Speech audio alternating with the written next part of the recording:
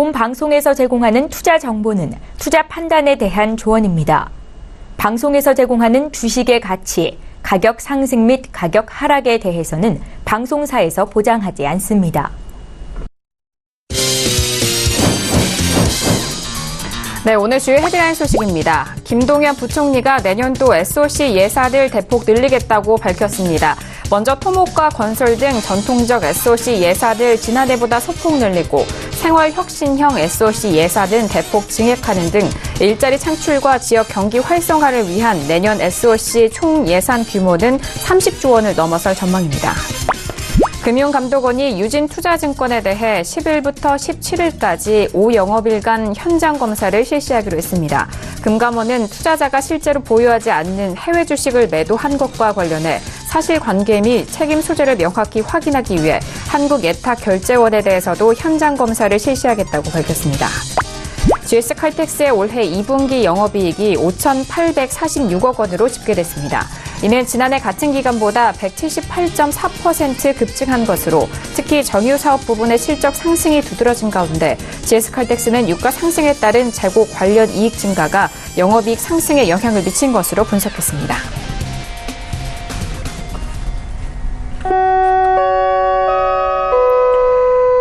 네, 안녕하세요. 평택천문 정석투자 MC 김은혜입니다. 자, 오늘은 목요일장이었습니다. 오늘 옵션 만기일이기도 했는데요. 오늘 우리 시장은 옵션 만기일을 기관과 개인의 매수세에 힘입어서 무난하게 넘긴 상황입니다. 코스피도 강보합권이고요. 코스닥 역시 강보합권에서 마무리가 된 상황인데요. 자, 간밤 뉴욕 증시는 혼조세로 좀 마무리가 된 상황 속에서 내일장 이제 금요일장만이 이번 주 남은 상황입니다. 자, 오늘도 저희와 함께 하시면서 오늘 시장에 대한 정리와 그리고 내일장의 대응 전략까지도 꼼꼼하게 챙겨가 보시길 바라겠습니다. 아울러 저희가 방송 중에 제공되는 정보는 투자 판단에 대한 조언이라는 점 다시 한번 고지 도와드리도록 하겠습니다. 자, 그러면은 오늘은 목요일장인데요. 목요일장 1교시로 바로 넘어가 보도록 하겠습니다. 자, 일단 저희가 1교시 들어가기 전에 오늘 시장 흐름 다시 한번 정리 도와드리도록 하겠습니다. 시세 보시죠. 네, 오늘 코스피 지수는 전일 대비 0.10% 상승한 2303.71포인트의 거래를 마감합니다. 코스닥 지수는 전일 대비 0.72% 상승한 789.48의 장을 마감합니다. 유가증권 시장에서는 개인과 기관의 동반 순매수, 반면 외국인 홀로 순매도 이어갑니다. 코스닥 시장에서는 개인과 기관의 동반 순매수, 외국인까지 수급상 들어오는 상황 확인이 되셨습니다. 자, 코스피 시가총액 상위 종목도 확인합니다. 삼성전자 오늘까지도 올라오면서 0.21% 상승세 보입니다. 46,900원의 자가에 마쳤고요. SK하이닉스는 연일 하락을 이어가면서 2.26% 하락한 78,000원의 장을 마감합니다. 코스닥 시가총액 상위 종목도 확인합니다. CJ ENM은 연일 상승세 이어가면서 3.73% 상승한 24만 5천원에, 신라진 역시 5% 넘게 상승하면서 62,200원에 오늘장 마감합니다. 네, 바로 1교시 넘어가 보도록 하겠습니다. 목요일에 1교시는 종목 핫5 시간이 기다리고 있습니다. 자, 오늘은 두 분의 전문가님과 함께 해볼 텐데요. 봉투선생 이강민 전문가님과 그리고 어인혁 연구원님 바로 인사 나눠보도록 하겠습니다. 두 분 안녕하세요. 안녕하세요. 네, 안녕하세요. 네, 반갑습니다. 네, 반갑습니다. 봉투선생 이강민 전문가님 아주 활발한 인사 감사드리고요. 자, 오늘 이렇게 두 분과 함께 했는데요. 앞서서 말씀드렸듯이 종목 핫5 1교시 시작해 보도록 하겠습니다. 그럼 오늘 금주의 종목 검색 핫5는 어떤 종목들이 올라왔을까요? 먼저 화면 통해서 확인합니다. 네, 오늘의 종목 핫5 종목들입니다. 먼저 첫 번째 종목은 삼성바이오로직스 올라왔고요. 두 번째 종목 확인합니다. 삼성전자가 올라왔습니다. 세 번째 종목은요, 네이버가 확인됐고요. 네 번째 종목 확인합니다. 인포뱅크 올라왔네요. 그리고 마지막 종목으로는 성도 ENG가 올라왔습니다. 네, 금주 뜨겁게 달궜던 5종목에 대해서 오늘 종목 핫5 시간을 통해서 만나볼 텐데요. 자, 그만큼 사람들이 검색을 하고 관심을 가졌다라는 것은 특별한 이유가 있었을 것도 같습니다. 봉투 선생 이강민 전문가님, 이 5종목들 이번 주에 이 핫5로 선정된 이유가 어떻게 될까요? 네, 다들 이유가 있는데요. 먼저 삼성바이오로직스 같은 경우에는 김동연 부총리와 이재용 부회장이 만났었죠. 그런데 그 만난 자리에서 이재용 부회장이 김동연 부총리에게 바이오 산업에 대한 좀 규제를 완화해달라 그런 부탁, 요청을 했다. 뭐 그런 뉴스가 있었습니다. 그래서 그런 이유로 인해서 삼성바이오로직스가 이번 주에 좀 관심을 많이 받았다. 그렇게 볼 수가 있겠고요. 삼성전자 같은 경우에는 수요일이었었죠. 삼성그룹에서 180조를 향후에 투자를 하겠다. 뭐 그런 뉴스가 나왔지 않습니까? 그래서 그런 부분이 삼성전자를 그렇지 않아도 시장에서 굉장히 많은 관심이 가는 그런 종목인데 더욱더 관심을 갖게 만들었다. 그렇게 볼 수가 있겠습니다. 그리고 네이버 같은 경우에는 이번 주에는 특별한 이슈는 없었습니다. 최근의 이슈를 보면은 역시 액면 분할 결정이 있었고요. 그리고 또 하반기 실적이 부진할 가능성이 상당히 높다. 그런 뉴스가 나왔습니다. 반면에 또 향후에 성장성 같은 경우에는 상당히 좋다. 그런 분석이 나오면서 조금 상반된 그런 뉴스가 나왔습니다. 네이버 역시 시장에서 관심을 많이 받는 종목이죠. 뭐 기관이 사랑하는 종목이기도 하고요. 그리고 개인들도 관심이 많은 종목인데 액면 분할을 하면은 향후에 더 관심을 갖지 않을까 그런 생각을 합니다. 인포뱅크 같은 경우에는 최근에 관심을 가졌던 종목인데요. 이 종목은 이제 자율주행차 관련한 그런 이슈로 관심을 가졌습니다. 삼성에서 자율주행차 팀을 구성했다. 그런 뉴스가 나오면서 시장에 관심을 받았고요. 이 인포뱅크 같은 경우에는 역시 자율주행 버스 사업에 참여했던 그런 이력이 있기 때문에 그런 부분에서 관심을 더 가졌다. 그렇게 볼 수가 있겠습니다. 그리고 성도 ENG는 뭔가 특별한 이슈는 없었습니다. 그런데 이 기업이 하는 사업을 살펴보면은 반도체 클린룸을 제작하고 설치하는 그런 사업을 합니다. 그래서 삼성이 180조를 투자한다고 하니까 어떤 투자자들이 그와 관련한 종목이 뭐가 있을까 하면서 검색을 많이 해보지 않았나 그렇게 분석을 할 수가 있을 것 같습니다. 그래서 이 5종목이 전반적으로 시장에 큰 관심을 받았다. 그렇게 볼 수가 있겠습니다. 네, 이런 이유에서 종목 핫5 이 5종목이 오늘장에 올라왔습니다. 자, 그렇다면은, 먼저 세 종목에 대해서 종목을 먼저 살펴보도록 하겠습니다. 앞선 세 종목은 코스피 종목이라고 하시는데요. 자, 먼저 어이덕 연구원님, 일단 세 종목에 대해서 적정주가와 함께 추세 확인할까요? 네, 먼저 삼성바이오로직스 살펴보도록 하겠습니다. 이 종목 적정주가 75,000원, 비교값은 6.13, 약 6배 이상 고평가되고 있습니다. 추세 살펴보면은 지금 중기 추세는 이제 하락으로 전환을 했고, 하지만 최근에 이제 단기적인 반등이 좀 강하게 나오면서 20일 이동평균선을 또 돌파를 해서 중기는 하락이지만 단기는 상승 추세 보이고 있습니다. 두 번째 종목은 이제 삼성전자입니다. 삼성전자는 현재 적정주가가 52,200원대. 액면 분할하기 전에 이제 50배를 곱하면 약 250만원 지금 수준이고, 비교값은 0.90. 참고로 삼성전자 같은 경우는 이제 최근 1년 동안 계속해서 이제 적정주가는 이제 살짝 이제 저평가된 그런 모습을 보이고 있다는 거 말씀을 드리고, 추세 살펴보면은 이 종목도 앞선 삼성바이오로직스처럼 중기 추세는 이제 하락입니다. 그런데 단기적으로는 지금 박스권을 보이면서 20일 이동평균선을 오늘은 이제 돌파를 했고, 그래서 중기 하락, 단기 상승 추세입니다. 코스피 마지막 종목은 네이버입니다. 네이버 같은 경우 적정주가는 21만 4,100원. 이 종목은 최근 1년 동안 20만원권에서 적정주가가 계속 유지가 됐습니다. 그래서 비교값은 3.64, 약 3배 이상 고평가되고 있다. 말씀드리겠고, 이제 추세 같은 경우도 앞선 두 종목과 마찬가지로 중기 추세는 하락입니다. 그런데 단기적으로 이제 오늘 컨퍼런스 콜을 하면서 이제 좀 장밋빛 전망을 또 발표를 했고, 그런 이제 측면에 힘이 입어서 강하게 양봉이 나오면서 20일 이동평균선 돌파를 했고, 그래서 중기는 하락이지만 단기는 상승 추세, 이렇게 말씀드리도록 하겠습니다. 네, 삼성바이오로직스와 삼성전자, 네이버까지 이 세 종목에 대해서 추세와 적정 주가를 확인했습니다. 이 세 종목 모두 정말 이번 주 오늘까지도 따끈따끈한 관심을 많이 받았던 종목인데요. 자, 그렇다면은 이 금주에 핫했던 이 세 종목에 대해서 앞으로의 대응 전략은 어떻게 또 봐야 되는지 봉투차팅 이강민 전문가님과 함께 전략 세워보도록 하겠습니다. 자, 전문가님, 이 세 종목에 대한 대응 전략 어떻게 좀 세워보면 좋을까요? 네, 먼저 삼성바이오로직스인데요. 삼성바이오로직스 같은 경우에는 보유자는 적당히 매도를 하시는 게 나을 것 같고요. 그리고 미보유자는 관망하시는 게 좋을 것 같습니다. 아무래도 지금 가격적으로 부담이 가는데요. 역시 앞에서 언급했듯이 최근에 그 상승이 나오는 게 바이오 관련한 그런 그 이슈가 불거지면서 나왔습니다. 김동연 부총리를 만난 자리에서 이재용 부회장이 바이오 산업에 대한 규제를 좀 완화시켜달라 그런 그 요청을 했다고 합니다. 그래서 그 삼성 바이오로직스의 향후의 어떤 실적이나 그런 수익성들이 굉장히 좋아지지 않을까 그런 기대를 하는 것 같습니다. 그리고 삼성이 과거부터 꾸준히 했던 그런 발언들이 있습니다. 바이오를 제2의 반도체로 키우겠다 그런 언급들을 했었는데 지금 시장에서 역시 그런 말들이 나오면서 이 삼성바이오로직스에 대한 그런 기대감이 있는 것 같습니다. 김동연 부총리를 만난 자리에서 이재용 부회장이 바이오 산업에 대한 규제 완화를 요청했다. 그런 부분은 상당한 의미가 있죠.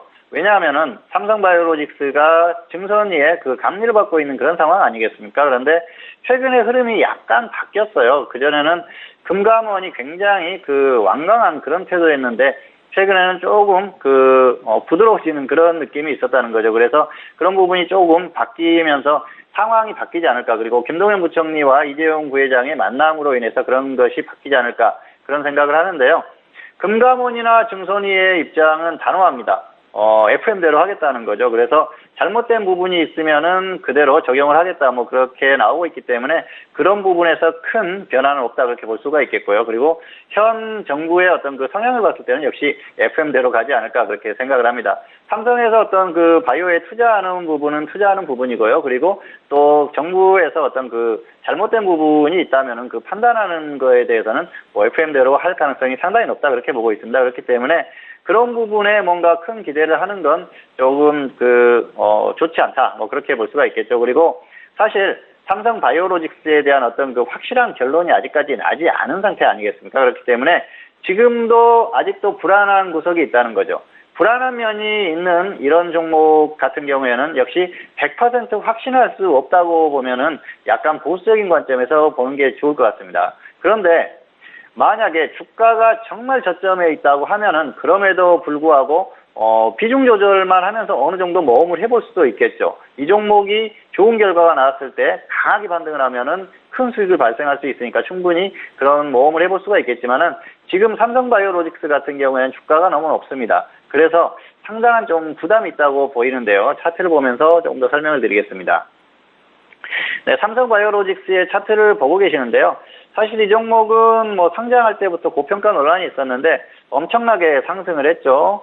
상장 초기에 12만 5천 원대 이 주가가 보이시죠? 그런데 60만 원까지 상승을 했어요. 그렇게 보면은 엄청나게 상승을 한 겁니다. 그리고 사실 이전에 악재가 발생하기 이전에 벌써 조정을 받고 있었죠. 그리고 악재가 발생하면서 급락을 했지만 추세는 이미 어느 정도 꺾였다고 볼 수가 있겠습니다. 그리고 악재 발생 이후에 그나마 잘 버티다가 최근에 또 이재용 부회장이 김동연 부총리를 만나는 뉴스라든지 이런 여러 가지 상황들이 얽히면서 반등이 나왔습니다.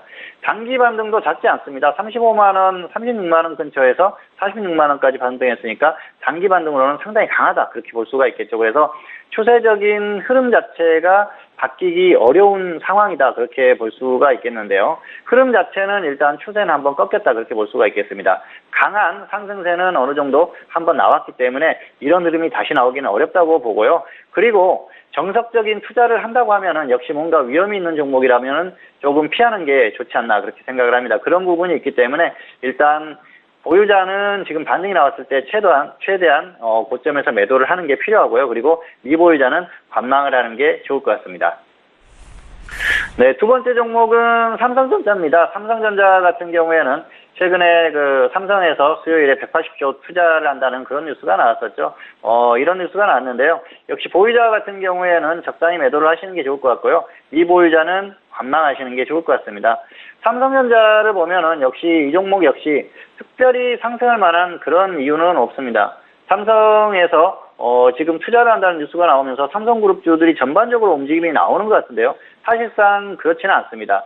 삼성바이오로직스라든지 삼성 SDS 투자와 관련한 뭔가 그 단기적인 이슈가 불거졌던 그런 종목들은 상승이 나왔지만 다른 종목들의 움직임은 그렇게 크지 않았어요. 그래서 뭔가 수혜를 입거나 그런 걸 바라기에는 조금 어려운 흐름이지 않나 그렇게 생각을 하고요.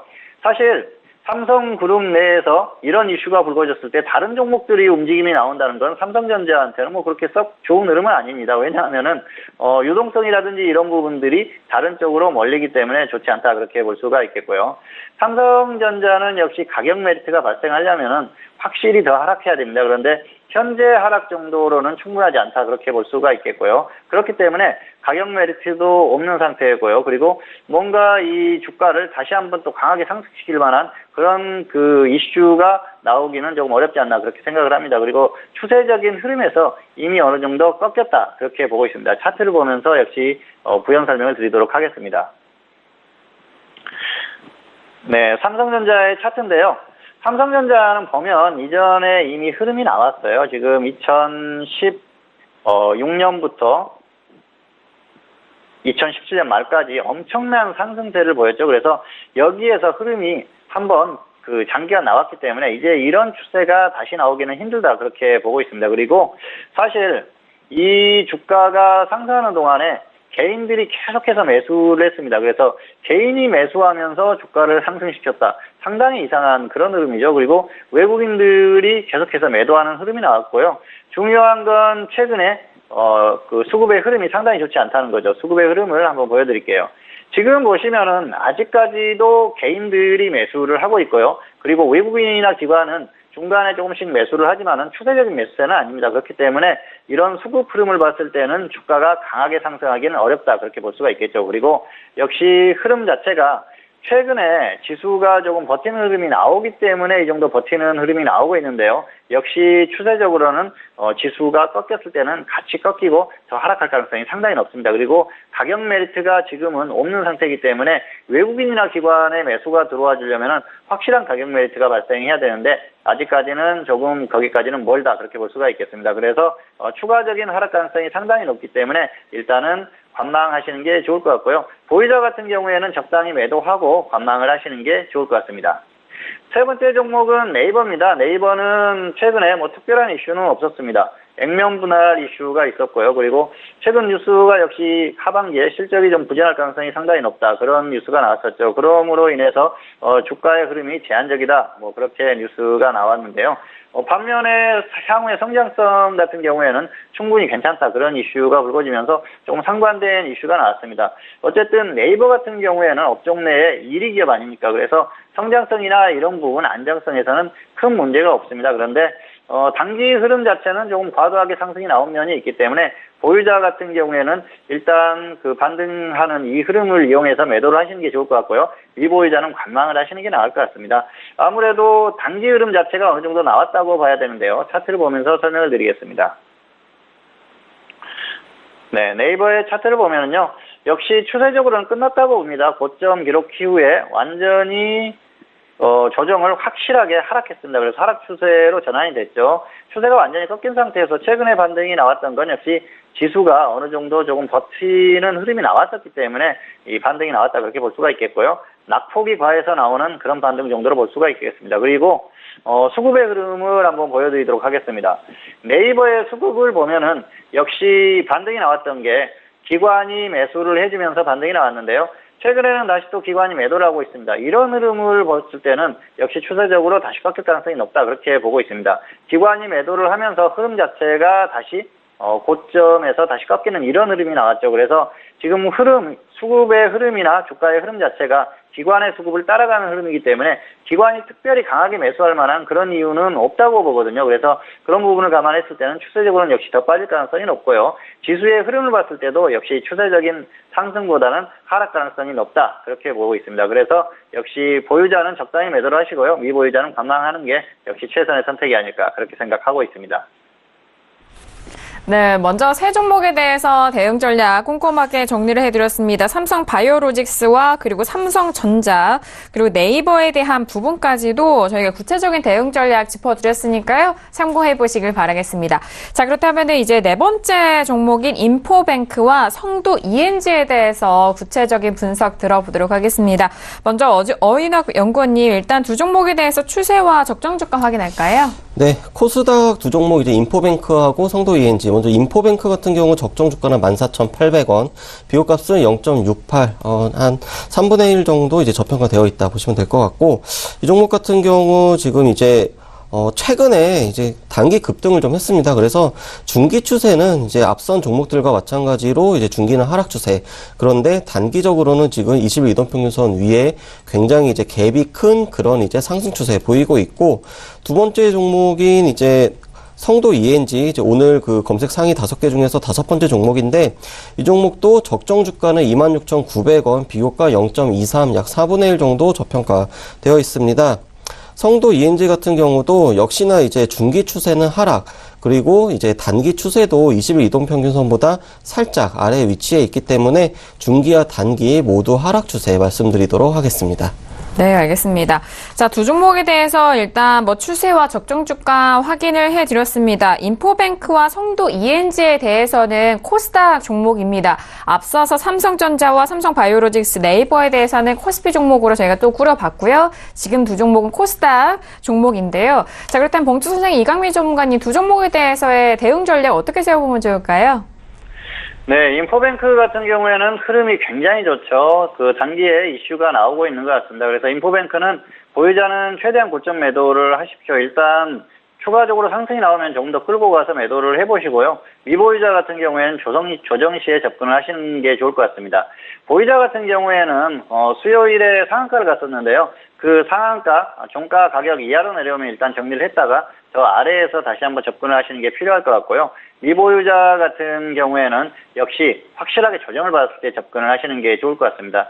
역시 자율주행차 관련한 그런 이슈로 상승을 했었죠. 삼성이 자율주행차 팀을 구성한다는 그런 이슈가 자율주행차 테마의 전반적인 그 흐름을 만든 것 같습니다. 이 종목은 자율주행 버스 관련 사업에 참여했던 그런 이력이 있기 때문에 그래서 상승이 강하게 나왔습니다. 흐름 자체는 굉장히 좋지 않았는데 단기 이슈를 가지고 상승이 나오는 그런 흐름인데요. 당분간 조정을 받더라도 다시 한번 또 좋은 흐름을 보이지 않을까 생각을 합니다. 왜냐하면은 단기 흐름 자체가 워낙 좋습니다. 그리고 자율주행차 테마가 단기에 이렇게 끝날 만한 그런 이슈가 아니고 추세적으로 계속해서 어떤 흐름이나 이슈가 나올 만한 그런 이슈입니다. 그렇기 때문에 추가적인 상승을 기대해봐도 될 만한 그런 상황이고요. 그래서 개별주 차원에서도 그렇고요. 또 테마 차원에서도 충분히 계속해서 관심을 가질 만한 그런 종목이기 때문에 그렇게 대응을 해보셔도 좋을 것 같습니다.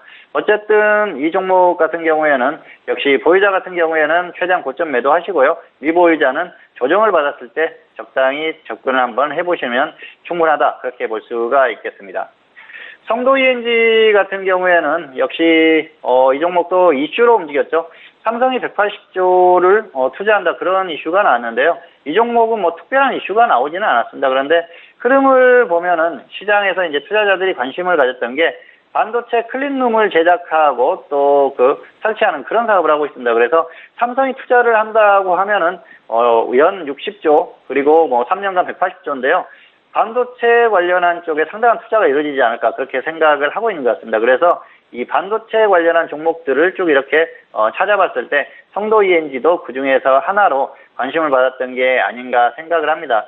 사실 이 종목은 기술적인 흐름 같은 경우에는 지금 저점 부근입니다. 그래서 보유자 같은 경우에는 반등이 나왔을 때 최대한 반등을 이용해서 매도를 해보시는 게 필요할 거고요. 미보유자 같은 경우에는 지금 단기적으로 접근 한번 해봐도 무방하지 않나, 그렇게 생각을 합니다. 차트를 잠깐만 보겠습니다. 네, 성도 ENG의 차트를 보여드리겠는데요. 지금 보면은 역시 기술적으로 저점에서 어느 정도 저점을 다지는 흐름이에요. 그래서 여기에서 이 종목의 이슈만 조금 더해진다고 하면 충분히 반등이 나올 수 있거든요. 그래서 보유자 같은 경우에는 조금 반등이 나왔을 때 매도를 하시고요. 혹시라도 저점을 깨고 이탈한다면은 그때는 기준을 세워서 손절을 해주시기 바랍니다. 그리고 미보유자 같은 경우에는 지금 정도면은 한번 어떤 그 뉴스나 이런 것들을 가지고 움직일 수 있는 그런 부분을 감안해서 한번 접근을 해볼 만하지 않나, 그렇게 생각을 하고 있습니다. 그래서 너무 무리한 매칭만 아니면 충분히 그렇게 가능하다는 생각이고요. 보유자는 반등 시에 매도, 미보유자는 단기적으로 한번 접근을 해보는 그런 전략이 충분히 가능하겠다, 이렇게 말씀을 드리겠습니다. 네, 두 종목에 대한 부분입니다. 인포뱅크에 대한 의견은요. 삼성전자의 자율주행차 소식에 힘입어서 오늘장까지 좀 탄력을 받은 상황인데요. 최대한 고점 매도에 대한 의견과 조정 시 매수에 대해서는 미보이자에 대해서 말씀해 주셨고요. 성도 ENG는 보이자 반등 시 매도와 저점 이탈 시 기준가 대응에 대한 전략까지도 세워드렸습니다. 네, 바로 2교시로 넘어가 보도록 하겠습니다. 오늘의 2교시는 조금은 더 특별한 시간이죠. 여러분께서 매매하시는 데 있어서 매일같이 보시는 HTS 활용법을 저희가 알려드리는 교시 시간이 되겠습니다. 지난 시간이 첫 시간이었어요. 그렇다면 오늘도 어떤 교육 내용으로 알려주실지 참 궁금한데요. 자, 어인영 연구원님, 오늘 짝에는 어떤 기능들 알아볼까요? 네, 오늘 준비한 내용은 이제 조건 검색 시기에 대해서 좀 개요. 그러니까 앞으로 이제 우리가 알아볼 내용이 시중에 있는 수많은 어떤 종목을 검색해주는 그런 이제 프로그램들을 직접 한번 만들어 보자라는 측면에서 이제 계속 이제 교육을 할 거기 때문에 우선은 그 첫 번째 시간으로 조건 검색식이란 무엇이고 어떤 식으로 우리가 쓸 수 있는지 좀 준비를 해봤습니다. 그래서 조건 검색식이란 보조지표라든지 이동평균선이라든지 아니면은 재무 상태라든지 또는 현재 가격이라든지 그러니까 HTS에 보이는 거의 모든 조건을 활용을 해서 조합을 해서 이제 만족을 하는 종목을 찾는 것이다 라고 이제 생각을 하시면 됩니다. 그래서 우리가 사용하는 HTS마다 그 기능은 약간의 이제 차이는 있습니다. 차이는 있습니다만 기본적인 사용 방법이라든지 종목을 찾는 이제 우리가 이걸 알고리즘이라고 얘기를 하는데 이 알고리즘은 거의 같다 생각을 하시면 되고 그리고 스마트폰에 있는 그 모바일 이제 MTS하고 PC에서 쓰는 HTS하고는 약간의 기능 차이는 있습니다. 하지만 HTS를 먼저 익힌 다음에 모바일 쪽으로 적용을 하게 되면 조금 더 수월하게 이제 사용을 할 수 있기 때문에 HTS를 먼저 익히는 거를 이제 권해드리고 싶고 이제 마지막으로는 HTS에 기본적으로 이제 저장이 되어 있는 수식도 있고 또는 누군가 어떤 회원이나 어떤 전문가들이 올려놓는 그런 수식들도 있습니다. 그래서 그런 수식을 다운받아서 쓸 수도 있고 그게 아니면 나만의 아이디어를 가지고 수식을 만들어서 쓸 수도 있다라는 거 말씀을 드리면서 이제 그러면은 이 조건 검색식을 어떻게 구현을 하는지 말씀드리도록 하겠습니다. 사실 이 단계 중에서 1번이 가장 중요합니다. 어떠한 조건을 만족하는 종목을 찾을 것인지 이 아이디어를 가지고 저 같은 경우는 이제 그냥 메모장에 이제 메모를 합니다. 막 메모를 한 다음에 그 두 번째는 각각의 그 아이디어를 이제 쪼개기를 하는 것입니다. 그래서 이 쪼개기를 한 다음에 각각의 그 쪼갠 그 결과물을 가지고 과연 이 HTS에는 내가 생각한 아이디어를 구현할 수 있는 조건이 있을지 하나씩 이제 찾고 나중에 마치 우리가 그 블록을 이제 조립하듯이 조건을 하나 끼워 맞춘 다음에 종목을 찾습니다. 그리고 나서 직접 수동으로 이제 차트하고 비교를 해 나가면서 예를 들어서 이제 종목이 한 100개 정도가 나왔다고 하면 한 앞에서 3개 그리고 중간에서 3개 마지막 3개 이런 식으로 무작위로 선택을 한 다음에 우리가 검색을 해봤을 때 내가 수동으로 찾은 거하고 자동으로 검색한 거하고 일치한다라고 하면 이 수식은 이제 어느 정도 쓸모가 있다라고 이제 생각을 하면 되는 것입니다. 자, 그래서 직접 이제 예시를 한번 보여드리도록 하겠습니다. 간단한 아이디어를 좀 생각을 해봤습니다. 일단 코스피 전체 종목 중에서 전체 업종 중에서 20일 이동평균선 위에 있으면서 현재 가격이 20만 원 이상인 종목을 나는 찾고 싶다.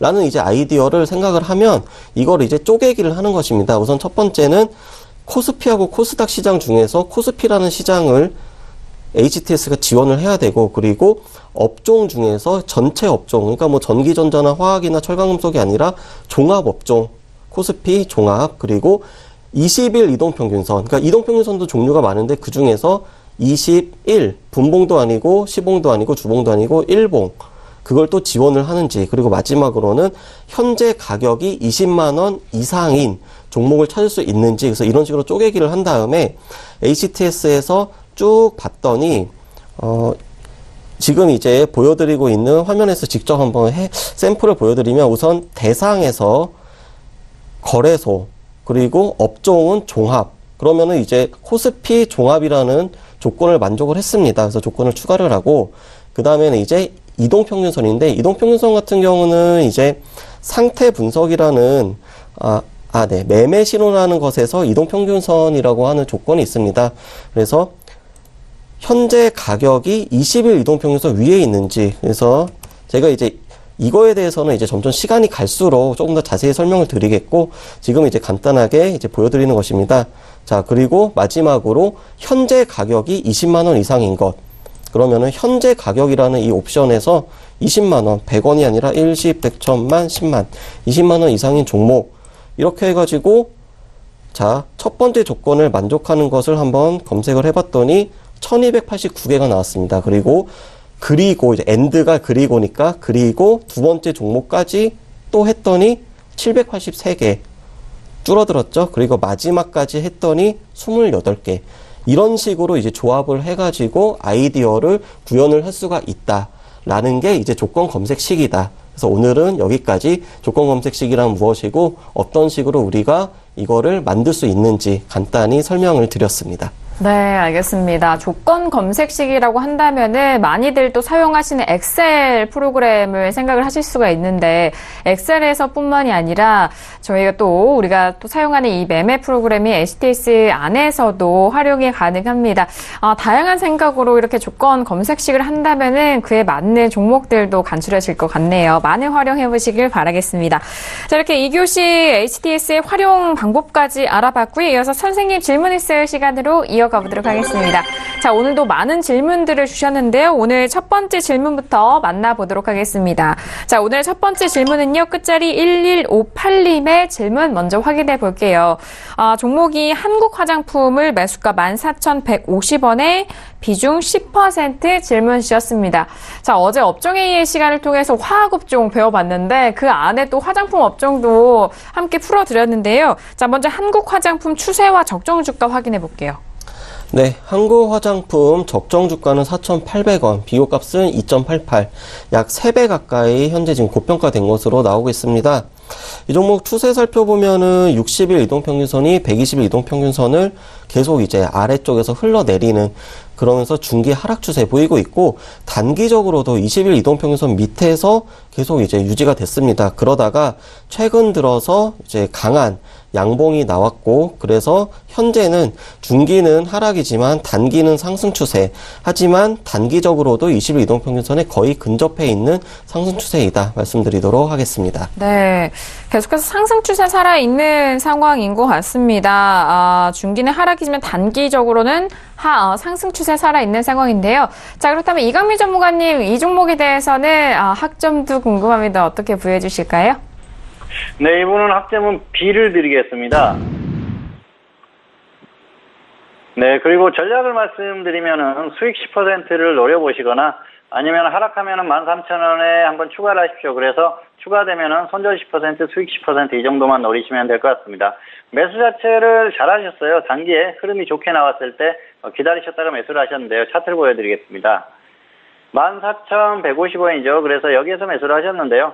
급등했을 때 따라잡지 않고 기다렸다가 매수를 한 게 잘했다는 겁니다. 흐름 자체가 살아있기 때문에 충분히 단기로 한번 접근해 볼 만한 그런 가격이었는데요. 그렇기 때문에 단기는 반등 가능성이 높다고 봅니다. 그래서 그냥 반등이 나와주면 좋은데 그렇지 않다고 하락하더라도 아래에서 한번 추가를 해볼 필요가 있다는 거죠. 그래서 한번 추가를 해서 단가를 낮춘 다음에 대응하면 충분하지 않을까 그렇게 생각을 합니다. 흐름 자체가 일단 살아있기 때문에 단기 반등은 가능한데요. 추세적으로는 어렵다고 봅니다. 최근에 사드 회복에 대한 그런 이슈로 움직였는데요. 추세적으로는 역시 중국의 어떤 그런 정책들을 봐야 되는데 일관성 없는 그런 흐름들을 보이고 있기 때문에 단기에 확실하게 사드 문제가 다 해결되기는 어렵다. 그래서 추세적으로는 어렵지만 단기로는 충분히 가능하다. 그렇게 말씀드릴 수가 있겠습니다. 네, 알겠습니다. 첫 번째 질문이었습니다. 한국 화장품은 비학점이 부여가 됐어요. 자, 일단 수익은 10% 혹은 13,000원 추가 후 손절 마이너스 10%, 수익 10%에 대한 전략 다시 한번 정리해드립니다. 자, 이어서 다음 질문도 알아볼게요. 다음 질문은 PNT가 올라왔습니다. 매수가가 18,800원에 비중 20% 실고 계신 상황인데요. 자, PNT 먼저 추세 확인해 볼까요? 네, PNT 적정 주가는 19,800원, 비교값은 0.86입니다. 그런데 이제 올해 들어가지고 적정 주가가 계속 이제 내려오고 있는 거 좀 특이점으로 이제 말씀드리도록 하겠습니다. 이 종목 같은 경우 지금 이제 중기적으로는 이제 상승 추세 계속 보이고 있고, 단기적으로는 최근에 이제 고점을 찍고 계속 조정을 받으면서 20일 이동평균선을 이탈을 했습니다. 그래서 중기는 상승이지만 단기는 하락 추세 말씀드리도록 하겠습니다. 네, PNT에 대해서는 단기가 좀 하락 추세에 놓여져 있는 상황입니다. 일단 PNT가 지금 18,800원에 매수를 하셔서 꽤 높은 상황인 것 같은데요, 매수가가요. 자, 이강민 전문가님, 이 종목에 대해서 학점 어떻게 보여야 될까요? 네, 이분은 F를 드리겠습니다. 네, 전략을 말씀드리면은 본전 매도 하시거나 아니면 손절 15% 이렇게 하시기 바랍니다. 자, 추격 매수 하셨는데요. 차트를 보여드리겠습니다.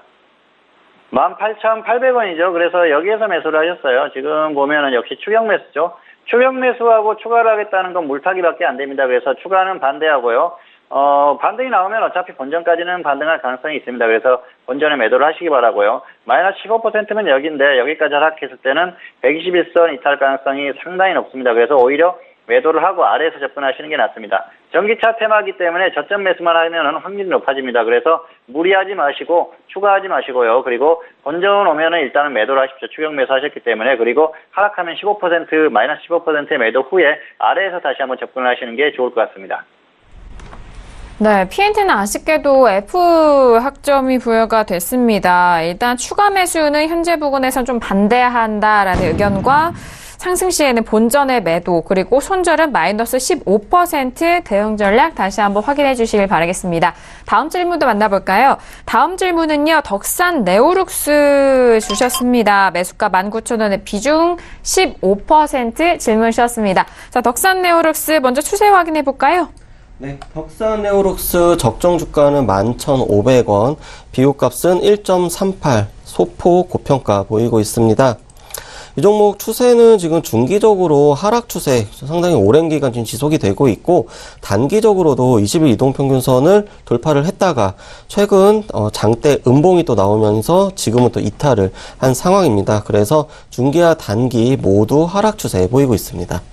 네, 덕산 네오룩스 아쉽게도 좀 추세가 중단기 모두 하락 추세에 놓여져 있는 상황입니다. 자, 그렇다면 이 종목에 대해서는 어떻게 대응을 해봐야 될까요? 전문가님, 먼저 학점 어떻게 될까요? 네, 학점은 D를 드리겠습니다. 그리고 반등하면은 손절 마이너스 5% 하시고요. 하락했을 때는 마이너스 20% 대응하시기 바랍니다. 일단 매수는 나쁘지 않았는데요. 대응이 잘못됐다, 그렇게 볼 수가 있겠습니다. 차트를 보여드리겠습니다. 네, 19,000원인데요. 19,000원이면은 여기죠. 그래서 매수 자체는 그렇게 나쁘지 않았어요. 매수를 해볼 수는 있었습니다. 물론 하락 추세였지만 매수는 해볼 수 있었습니다. 가격 조정을 충분히 받았기 때문에 가능했는데요. 자, 마이너스 26%까지 하락했을 때까지 홀딩한 것도 잘못이고요. 하락했다가 본전 근처에 왔죠. 정리를 했어야죠. 또 하락했다가 본전 근처에 왔습니다. 마이너스 26%까지 왔다가 본전 근처에 왔는데 여전히 계속 홀딩하고 계십니다. 그래서 이런 부분이 잘못됐다는 거죠. 낙폭이 컸다가 반등했을 때는 본전 근처에서는 적당히 정리를 해주셔야 됩니다. 그리고 사실 추세적으로 보면은 조정을 크게 받았습니다. 그래서 단기적으로라도 한번 갈 만한 흐름인데, 문제는 지수가 문제입니다. 지수가 좋다 하면은 충분히 갈 수 있는데 지수 흐름이 불안하기 때문에 추세적으로 반등이 강하게 나오기는 좀 어렵다, 그렇게 보고 있습니다. 그래서 일단 단계 정리를 해주시는 게 좋을 것 같고요.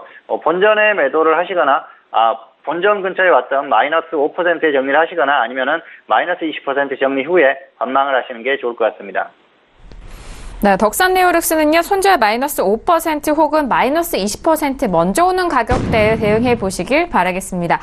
자, 지금 시간이요 10시 39분 지나가면서 오늘 목요일장 뉴욕 증시가 개장이 됐습니다. 전일장에 혼조세로 마감이 됐었던 지수, 워낙 최고가 근처에서 계속적으로 머물고 있는 상황인데요. 현재 개장도 마찬가지입니다. 고가 부근에서 지금 개장을 한 상황으로 혼조세로 장 출발했다라는 속보 전달을 해드립니다. 자, 그래서 다음 질문도 빠르게 만나볼까요? 다음 질문은요, 끝자리 2229님 보내주신 질문입니다. 삼성물산 매수가 13만 원의 비중 30% 질문 주셨습니다. 삼성물산 추세 먼저 확인해 볼까요? 네, 삼성물산 적정주가 17만 2,200원, 비교값은 0.73, 소폭 저평가 보이고 있습니다. 이 종목 추세 같은 경우 이제 앞선 종목들과 마찬가지로 중기 추세는 계속 하락 추세 보이고 있고, 단기적으로는 20일 이동평선 위에 위치를 해서 지금 20일, 60일, 120일 선까지 지금 터치를 하고 있는 그런 이제 반등 추세 보이면서 단기는 상승, 그래서 중기 하락, 단기 상승 추세 말씀드리도록 하겠습니다. 네, 삼성물산 같은 경우에는 단기는 상승 추세 살아있는 상황입니다. 시청자분의 매수가는 13만 원으로 주셨는데 지금 손실권에 있습니다. 자, 전문가님 마지막 질문이 될 것 같아요. 삼성물산 학점 어떻게 될까요? 네, 이분은 C를 드리겠습니다. 네, 대응은 본전 매도 하시거나 손절 10% 하시기 바랍니다. 사실 매수는 하실 수 있었는데요. 대응이 잘못됐다 그렇게 볼 수가 있겠습니다. 자, 차트를 보여드리겠습니다. 13만 원이면 여기죠. 그래서 충분히 매수를 해볼 만한 상황이었다고 생각을 하는데요. 매수 이후에 기준이 없었어요. 10%가 넘게 하락했죠. 13%까지 하락했었는데요. 이렇기 때문에 대응이 잘못됐다 그렇게 볼 수가 있겠습니다. 저점을 이탈하고 완전히 무너진 흐름 아니었습니까? 그러면은 손절을 해줘야 되거든요. 그런 걸 못하셨어요. 다행히 최근에 지수가 버티면서 반등이 나오고 있는데요. 이 흐름이 계속해서 이어지기는 힘듭니다. 그래서 일단은 본전에 정리를 해주시는 게 필요하고요. 하락하면은 손절 10% 이후에 일단은 관망을 하시는 게 좋을 것 같습니다. 삼성그룹의 핵심적인 기업이죠. 그래서 계속해서 지금 압박을 받고 있는 그런 흐름이기 때문에 추세적으로 뭔가 수급이 들어오면서 상승하기는 어렵다 그렇게 보고 있습니다. 그렇기 때문에 본전 매도하시거나 손절 10% 후에 관망하시는 게 좋을 것 같습니다. 네, 삼성물산 마지막 질문이었습니다. 일단 학점은 C학점 부여가 됐고요. 본전 매도 또는 손절 마이너스 10%에 대한 대응 전략 정리해 드립니다.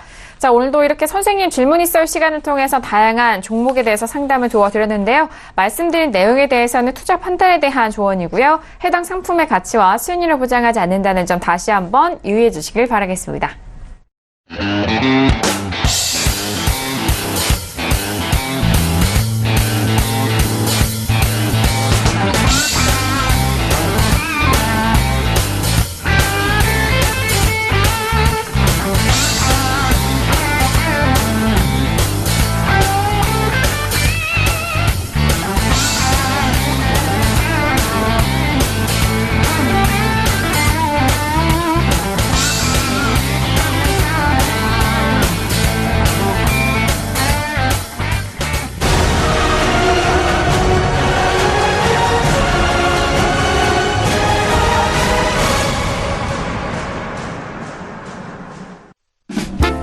네, 글로벌 시황센터 박나경입니다. 네, 오늘도 뉴욕 증시 개장했고요. 먼저 개장 소식부터 전달 드릴 텐데요.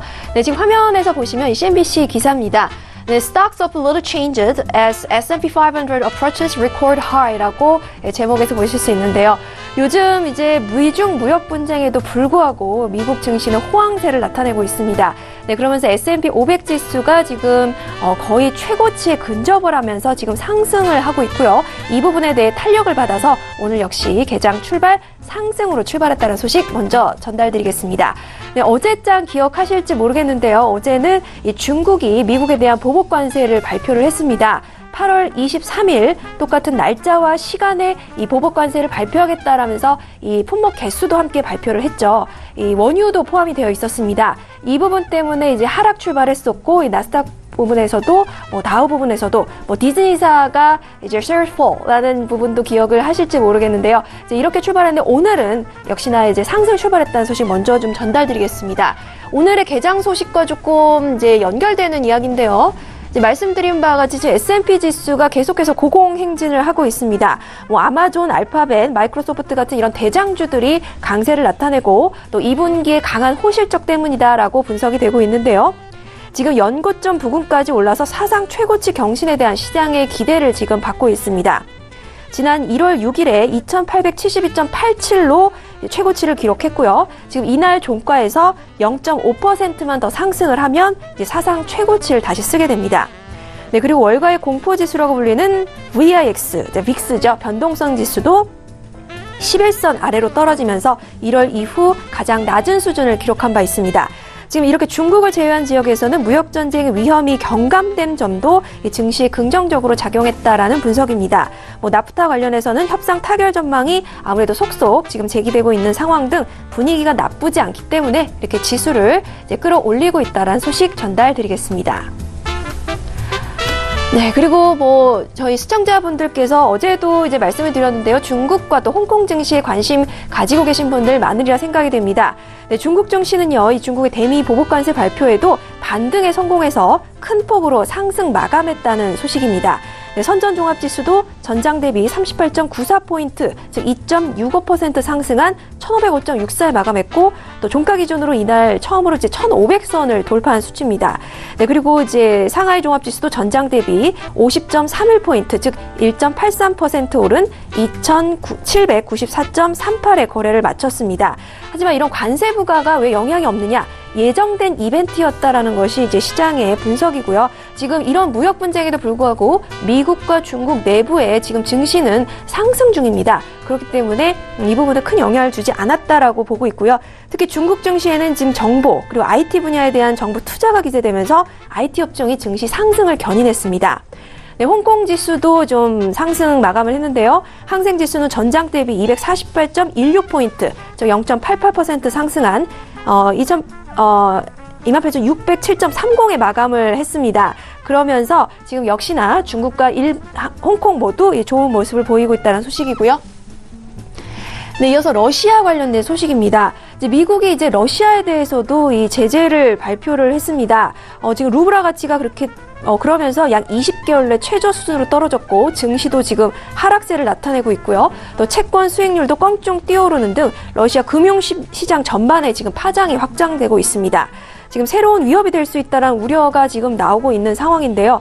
미국 국무부가 러시아의 화학무기 사용과 관련해서 새로운 제재 방침을 밝힌 이후에 이 루블화 가치가 2016년 11월 이후 최저치로 밀렸다고 보도를 했습니다. 또 러시아 증시인 모엑스 지수도 전거래일 대비 0.83% 하락을 하면서 지금 이제 좀 안 좋은 모습을 보이고 있다는 소식도 함께 들어와 있습니다.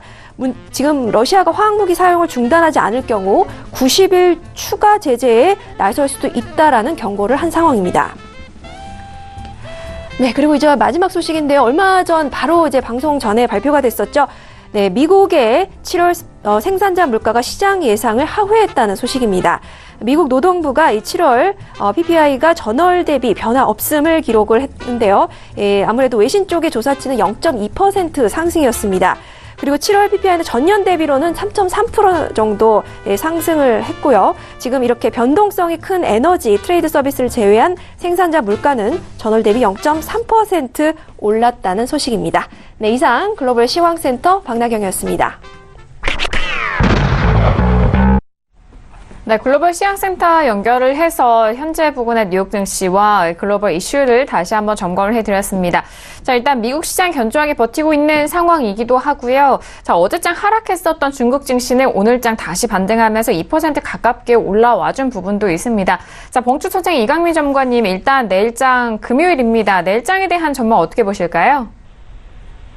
네, 시장의 흐름은 여전히 불안하다 그렇게 볼 수가 있겠습니다. 여전히 힘겨운 시장이고요. 그래서 무리하면은 탈날 수가 있으니까 조심하는 게 좋을 것 같습니다. 아무래도 한국 시장 흐름이 상당히 약하죠. 시장이 그렇게 미국 시장이 강하고 다른 시장들은 그나마 어느 정도 흐름이 나오는데 한국 시장은 전혀 따라가지 못하고 있습니다. 그리고 오늘장도 막판에 삼성전자가 지수를 끌어올리지 못했으면은 결국은 2300선 아래에서 마감한 상황이었는데 마지막 종가의 분봉을 끌어올리면서 상승을 했는데요.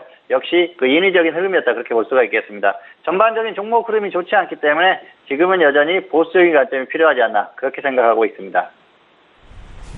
네, 내일장도 역시나 좀 좀 쉽지 않은 시장으로 예상을 하고 계십니다. 일단 내일장에 대해서는 평택소는 정웅 대표님과 그리고 봉투선의 이강민 전문가님 내일장 좀 기다리고 있으니까요. 내일 이 시간도 기대 많이 해주시길 바라겠습니다.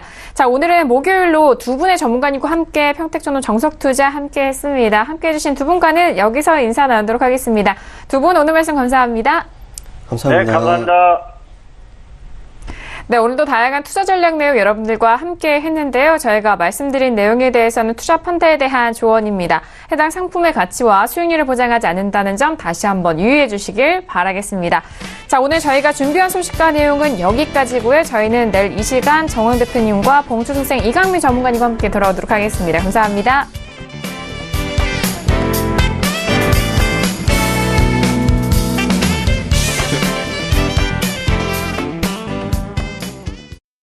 본 방송에서 제공하는 투자 정보는 투자 판단에 대한 조언입니다. 방송에서 제공하는 주식의 가치, 가격 상승 및 가격 하락에 대해서는 방송사에서 보장하지 않습니다.